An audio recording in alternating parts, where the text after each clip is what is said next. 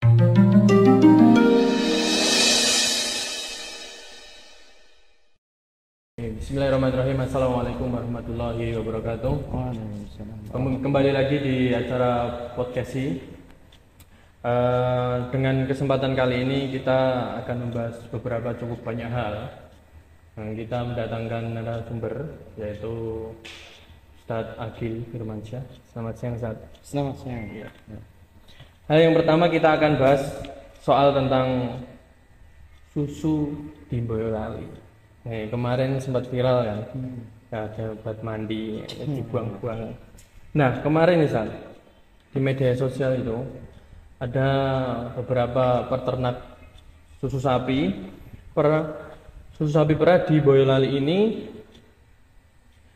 yaitu pada membuang susunya, karena dengan akibat industri logistik, yaitu susu tadi yang dibatasi.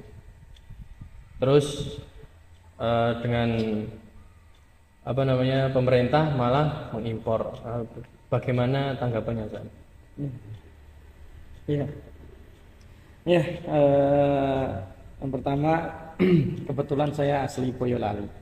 Jadi saya juga turut agak bersedih juga dengan kondisi saudara-saudara saya di Boyolali yang hari ini sedang mendapatkan ujian.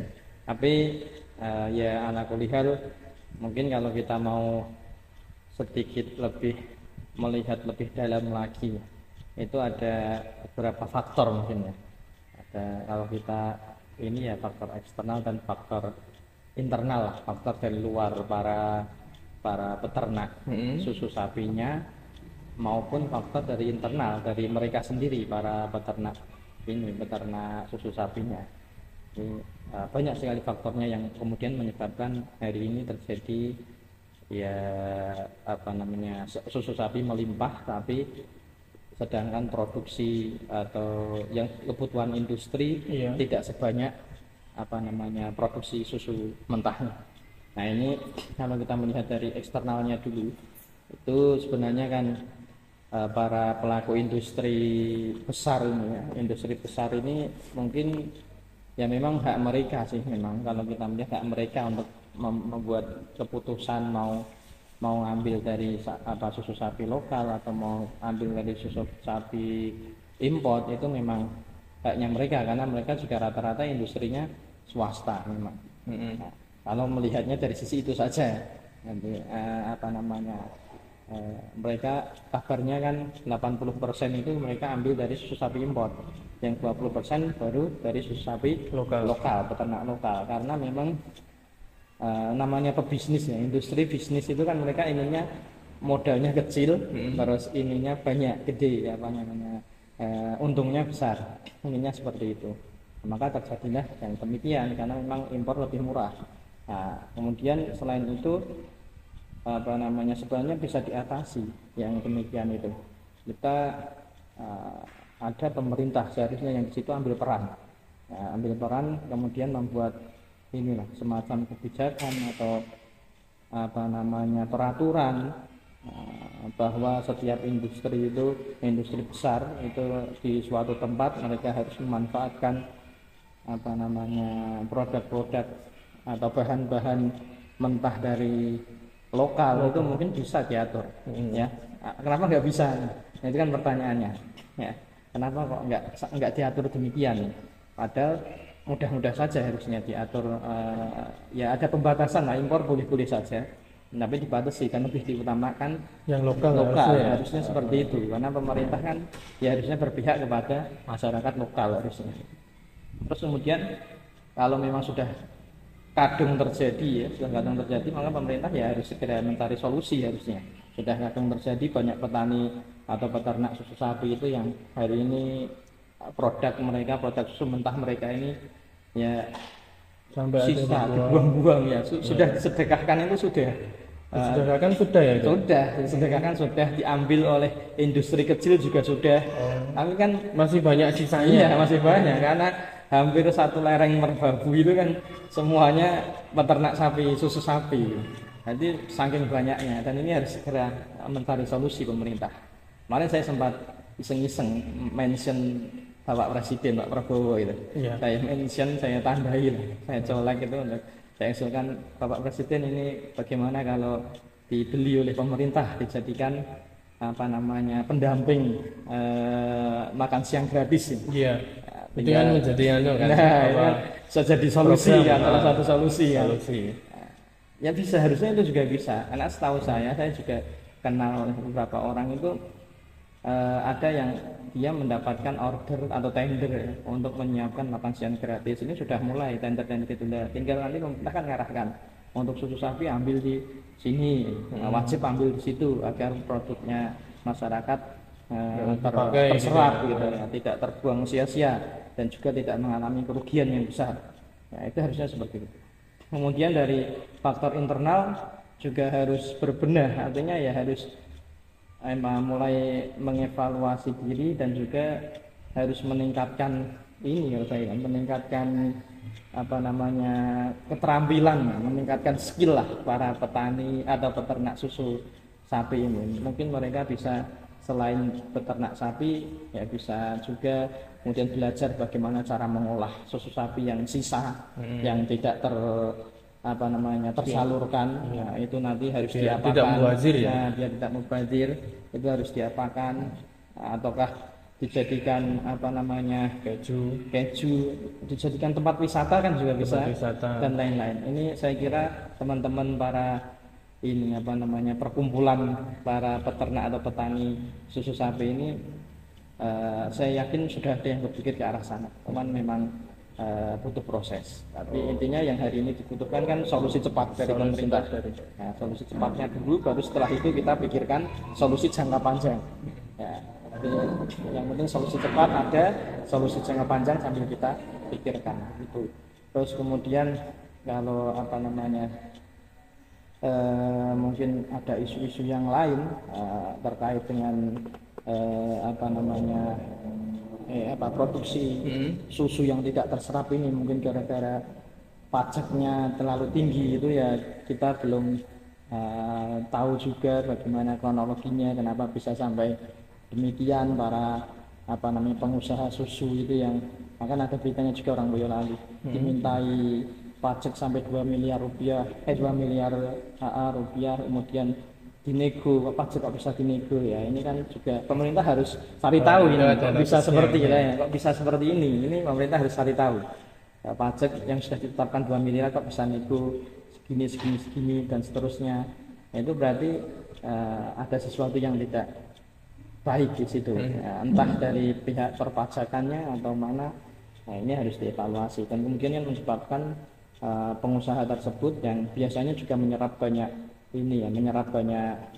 apa namanya bahan susu mentah, kemudian harus memilih untuk sementara waktu tidak melanjutkan dulu usahanya. Nah, itu banyaklah permasalahannya. Kejadian seperti itu baru sekali ini apa sudah beberapa kali?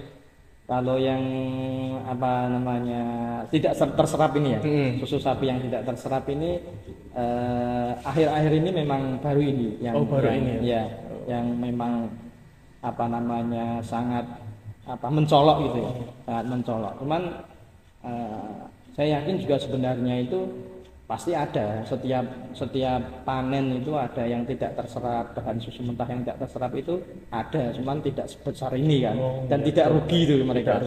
Nah, meskipun ada yang tidak terserap itu tidak rugi, dan faktanya kan mereka juga setiap panen itu juga bersedekah. Mereka rutin, nah, kelompok tani ya atau kelompok peternak ini mereka juga rutin bersedekah. Artinya dulu mereka ya tidak rugi-rugi banget gitu, atau bahkan tidak mengalami kerugian meskipun ada sisa. Tapi hari ini memang sangat mencolok. Ini perlu solusi cepat dari pemerintah. Oh ya, inilah pemirsa apa namanya kejadian yang ada di Boyolali ini sebagai harus bentuk evaluasi dari pemerintah agar bisa menangani, agar tidak mubazir dibuang. Nah, seperti itu segeralah pemerintah bisa di mention ya, tadi di notice dari Bapak Prabowo gitu, presiden kita. Oke, ini persoalan yang kedua ini agak melenceng jauh, tapi apa namanya ini masih problem di Indonesia. besar ini. Tentang judi online, Ustaz. Judi online ini kan awalnya enak, tapi keterusan tidak enak katanya. Ternyata justru pegawai Kementerian Komunikasi dan Digital yang sekarang Komdigi, ya, gitu, yang justru melindungi para penjudi online. Ini tanggapannya saat ini tanggapan gini, menurut ilmiah dan syariat, biar ada mengena di hati kita semuanya. Ya, secara syar'i sudah tentu saja jelas larangannya ya. Khamru wal maisir itu rijsun min amalin syaitan, perbuatan keji dan merupakan perbuatan dari setan. Itu khamr dan miras. Khamru wal maisir itu jelas. Artinya yang namanya perbuatan keji kan jelas jelek banget gitu. Itu termasuk apa tuh? Termasuk surat di situ ayat itu.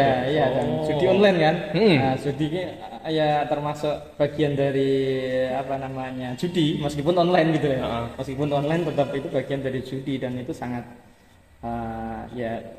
bahasanya keji tadi ya. Keji itu sangat jelek, terus itu perbuatan setan. Nah, perbuatan setan itu ya otomatis setan itu kan arahnya kepada perbuatan jelek, tidak ada baiknya sama sekali gitu. Itu sudah jelas. Kemudian apalagi yang melakukan ini adalah ada salah satu oknum gitu ya. Satu oknum. Bukan oknum, sudah banyak oknum, terus kasihan oknumnya ya. Kasihan kata oknum.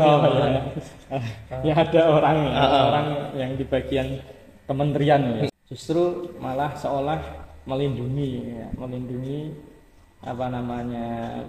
peredaran melindungi adanya judi online. Kayaknya bandar ya.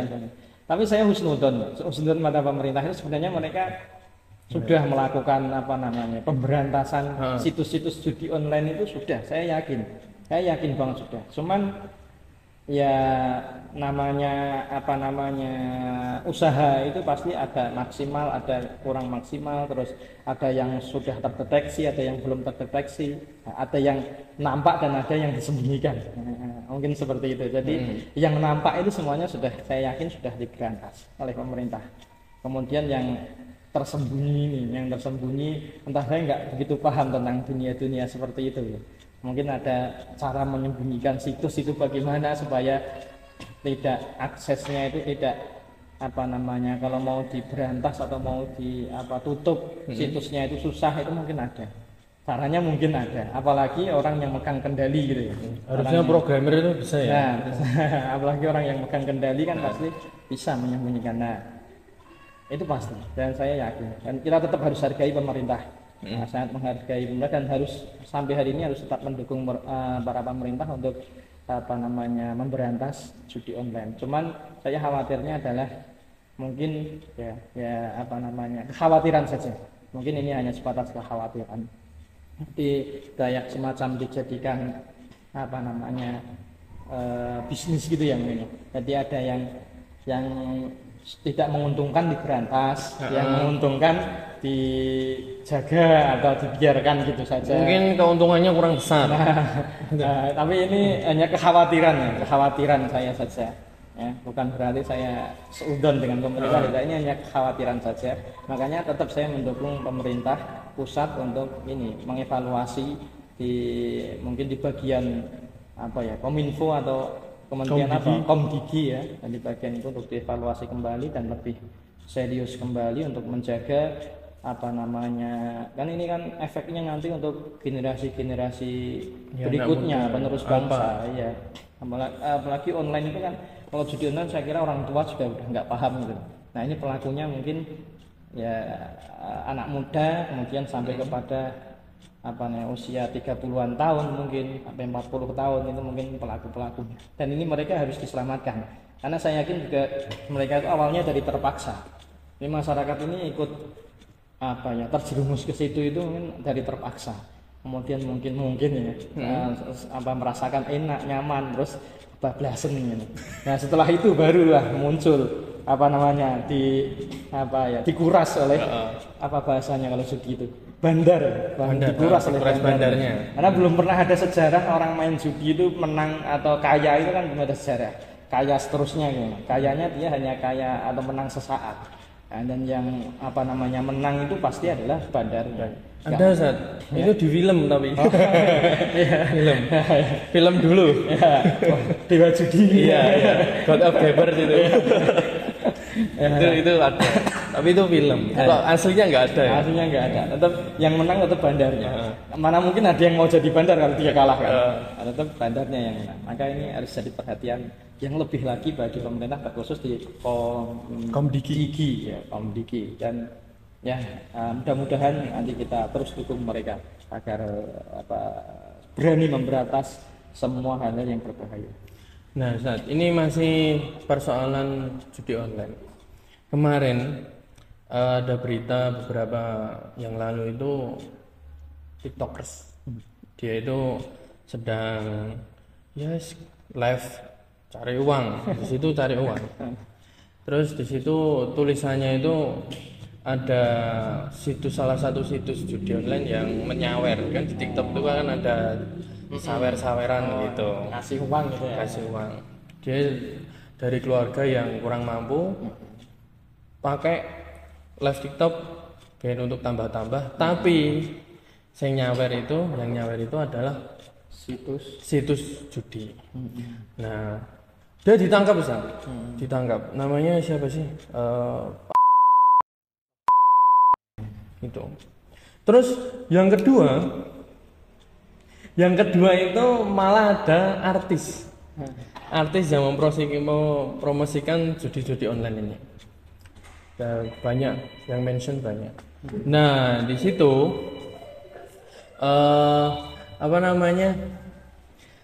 artis yang di TV, banyak di TV, tapi dia tidak diringkus oleh Pak polisi. Iya betul. Kalau yang TikTok sini yang dia langsung diringkus. Kenapa bisa beda gitu? Iya. Ustaz bisa kasih tambahan ini, tanggapan seperti ini? Ya, gimana? Saya kira hampir sama dengan tadi.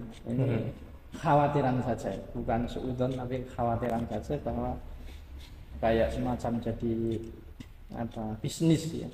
Jadi yang sekiranya ketika ditangkap itu tidak memberikan efek yang berbahaya untuk orang-orang yang para bandar ini, ya tangkap aja. Tapi kalau yang memberikan efek berbahaya untuk para bandar mungkin ya harus lancar. Gitu. Mungkin ini kekhawatiran ya, bukan suudzon ya, kekhawatiran. Tapi tetap saya husnudzon pada pemerintah, ini salah satu usaha mereka untuk memberantas judi online, sampai kepada TikToker itu tadi ya. Saya juga sempat membaca beritanya ini, TikToker yang lugu banget kayaknya Kayaknya petani kayak sebenarnya ya orang yang lugu banget, muka-mukanya lugu banget, dan kayaknya nggak mungkin dia mempromosikan situs judi online itu, kayak nggak mungkin gitu lah. Cuman karena memang ya terjadi gitu loh. Saya juga pertama cari tahu ini kenapa ditangkap. Saya lihat di komentar-komentar, ternyata benar di videonya pas live itu menyebutkan nama-nama situs. Nah ini kan ketidaksengajaan ya, barangkali yang seperti itu harusnya ya lebih memang mungkin perlu dimintai keterangan, itu perlu. Tapi setelah itu ketika memang tidak terbukti ada kesengajaan dan tidak terbukti ada unsur promosi judi online, judi online itu ya seharusnya ada dari pemerintah tidak terlalu harus memberi pembinaan bahasanya. Tidak langsung kemudian ditangkap, dieksekusi, itu tidak. Jadi mereka itu mungkin hanya butuh pembinaan karena memang belum tahu. Lah yang mungkin yang sudah promosinya sudah terbuka, benar-benar ada unsur promosi situs judi online, dan inilah yang mereka yang perlu kemudian ditertibkan atau bahkan ditangkap karena mereka mempromosikan situs judi bahkan artis pun ya. Nah, bahkan sekelas artis ya harusnya tetap saya mendukung pemerintah untuk menindak dengan tegas. Ya, udah ada yang masuk kabinet juga kok. Wah, ya mudah-mudahan nanti Taubat ya. Ya, mudah-mudahan dengan masuk ke kabinet ini lebih hati-hati, lebih hati-hati dan lebih selektif ketika ada, kan biasanya itu kan sponsor minta dipromosikan gitu kan. Harusnya beliaunya setelah masuk kabinet harus lebih hati-hati. Karena ini kabinet itu kan ya mewakili masyarakat juga dan menjadi pemimpinnya rakyat Indonesia. Itu harus memberikan uswah hasanah kalau bahasa ininya ya, syar'inya ya. Sebagaimana Rasul ketika menjadi pemimpin itu kan memberikan uswah hasanah. Dia menjadi sosok uswah hasanah bagi para pengikutnya, para umatnya. Nah, ini seharusnya pemerintah kita juga demikian. Ya, Ustaz. Ya saja saat ini untuk nasihat untuk kaula pemuda agar tidak terjerumus kepada situ seperti itu. Ya. Ya, namanya duit ya, Ustaz, menggiurkan. Kadang kalau pas butuh terpaksa ya. Mau gimana lagi gitu ya, terpaksa. Itu judi online sama yang satunya pinjol. Itu sudah diserangkaian gitu. Ya. Tanggapannya Ustaz. Jadi keterpaksaan, awalnya dari keterpaksaan, kemudian menjadi kebiasaan dan akhirnya terjerumus. Nah, maka mungkin untuk anak-anak muda ini harus lebih kreatif, ya, yang pasti kreatif, karena tadi ya sudah saya sampaikan awal mulanya mereka terjun dan terjerumus ke dunia itu judi online maupun pinjaman online itu adalah karena keterpaksaan awalnya mereka. Sebagian besar, mungkin sebagian kecil ada yang memang karakternya seperti itu mungkin, tapi sebagian besarnya adalah karena keterpaksaan. Maka untuk menghindarinya saya kira anak muda ini harus lebih kreatif, mau bergerak, ya, jadi jangan mager, ya, jangan malas gerak. Apapun ini kompetensi Anda, apapun passion kalian, apapun passionnya seorang anak muda, seberapapun tingkatan dia sekolah, itu saya kira kalau dia tidak mager, dia tidak malas dalam bergerak, tidak malas dalam meningkatkan kreativitas dan skillnya, keterampilannya, itu banyak peluang. Insya Allah banyak peluang usaha, apalagi di era era digital. HP itu bisa menghasilkan bisa digunakan untuk menghasilkan pendapatan uang, tapi bukan dengan judi online loh ya, jangan. Maksud saya dengan yang lain ya, kan bisa dengan jualan online lah, atau jasa desain atau yang lainnya lah. Itu banyak insya Allah, asalkan mau bergerak anak muda ini. Kemudian juga kalau khusus bagi anak-anak muda yang muslim, kalau bagi yang seluruh anak muda Indonesia ya intinya adalah mereka jangan malas bergerak, harus kreatif, berani mencoba dan meningkatkan skillnya. Jangan jangan menginginkan yang instan, pengennya cepat kaya tanpa usaha. Nah, ini berbahaya kalau ada yang anak muda yang mindsetnya itu pengen cepat kaya tapi tanpa usaha, tanpa bersusah payah. Nah, harusnya dia berani untuk keluar dari zona nyaman dan berusaha untuk meningkatkan skillnya, baru mencapai kesuksesan. Ini anak muda yang produktif itu harusnya seperti itu. Yang anak muda yang generasi emas Indonesia itu yang seperti itu harusnya, dan harus memang benar-benar dibina. Lah khususnya anak muda yang muslim, maka mereka untuk menjaga dirinya dari terjerumus ke dalam kemaksiatan ya, karena kalau dalam Islam kan ini termasuk perbuatan kemaksiatan, keji dari perbuatan setan. Maka tamengnya, bentengnya itu adalah dia harus memiliki akhlak yang baik, memiliki akhlakul karimah. Itu wajib untuk dimiliki oleh setiap muslim, terutama anak-anak muda. Dan perlu diketahui bahwa Rasul itu kan memang beliau itu waktu itu diutus di tengah-tengah masyarakat yang sangat jahiliyah, sangat bobrok akhlaknya sangat bobrok pada waktu itu. Dan kemudian Rasul diutus, Rasul Muhammad SAW, kemudian dibina, dibimbing umatnya itu, para masyarakat di Makkah itu dan Madinah memperbaiki akhlaknya sampai dengan akhirnya sampai Islam berjaya seperti ini. Itu karena memang punya benteng akhlak yang baik. Nah, untuk mencapai akhlak yang baik, untuk mencapai pada tingkat ahsan khuluqon, itu adalah dia harus ibadahnya harus baik dulu.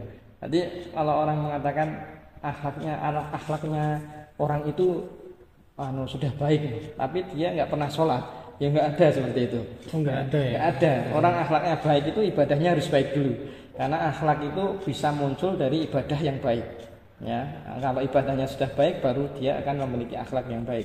Dengan sendirinya yang keluar dari mulutnya, keluar dari perbuatannya, tangannya dan lain-lain itu adalah hal-hal yang baik. Kalau ibadahnya baik. Dan agar ibadahnya baik, maka dia perlu belajar, perlu ilmu kan, perlu ilmu. Maka ya jangan malas untuk belajar. Ya, untuk anak-anak muda, apalagi calon-calon generasi emas Indonesia, mereka harus mulai hari ini jangan malas belajar, perbanyak literasi, perbanyak sumber-sumber informasi, banyak-banyak membaca dan mengikuti seminar atau kajian lah kalau kita ya, kajian dan lain sebagainya. Nanti insya Allah ilmunya banyak, tinggal ibadahnya diperbaiki, akhlaknya pun akan otomatis yang keluar adalah akhlak yang ahsan, akhlak yang karimah, akhlak yang baik. Nah, saya kira untuk anak-anak muda itu yang paling penting untuk sama-sama kita perhatikan, karena saya juga ngomong-ngomong juga masih muda. Iya, saya masih muda, makanya saya juga masih berusaha untuk memperbaiki akhlak, karena saya juga calon generasi emas ini. Ya Ustaz, terima kasih Ustaz sudah memberikan beberapa tanggapan di berita-berita tersebut. Ya, semoga pemerintahan Indonesia bisa menanggulanginya dari yang pertama tadi soal susu di Boyolali, yang kedua tentang judi online yang marak sampai ke kabinet. Ya, terima kasih teman-teman podcast ini. Selamat menyaksikan. Assalamualaikum warahmatullahi wabarakatuh.